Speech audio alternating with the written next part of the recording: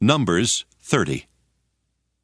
Then Moses said to the heads of the tribes of the Israelites, "This is what the Lord has commanded. When a man makes a vow to the Lord, or swears an oath to bind himself by a pledge, he shall not break his word. He shall do according to all that proceeds out of his mouth. When a woman makes a vow to the Lord, or binds herself by a pledge while within her father's house in her youth, and her father hears of her vow or her pledge by which she has bound herself, and says nothing to her, then all her vows shall stand, and any pledge by which she has bound herself shall stand. But if her father expresses disapproval to her at the time that he hears of it, no vow of hers and no pledge by which she has bound herself shall stand.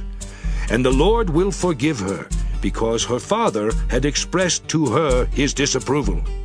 If she marries while obligated by her vows or any thoughtless utterance of her lips by which she has bound herself, and her husband hears of it and says nothing to her at the time that he hears, then her vows shall stand, and her pledges by which she has bound herself shall stand. But if at the time that her husband hears of it he expresses disapproval to her, then he shall nullify the vow by which she was obligated, or the thoughtless utterance of her lips by which she bound herself, and the Lord will forgive her.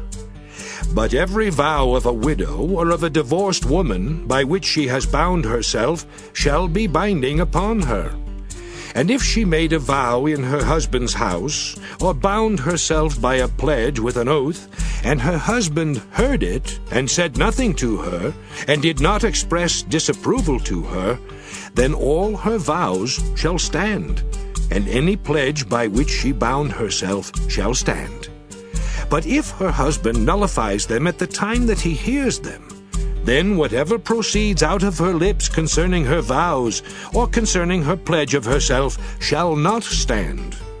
Her husband has nullified them, and the Lord will forgive her. Any vow or any binding oath to deny herself, her husband may allow to stand, or her husband may nullify. But if her husband says nothing to her from day to day, then he validates all her vows, or all her pledges by which she is obligated. He has validated them because he said nothing to her at the time that he heard of them. But if he nullifies them some time after he has heard of them, then he shall bear her guilt. These are the statutes that the Lord commanded Moses concerning a husband and his wife, and a father and his daughter, while she is still young and in her father's house.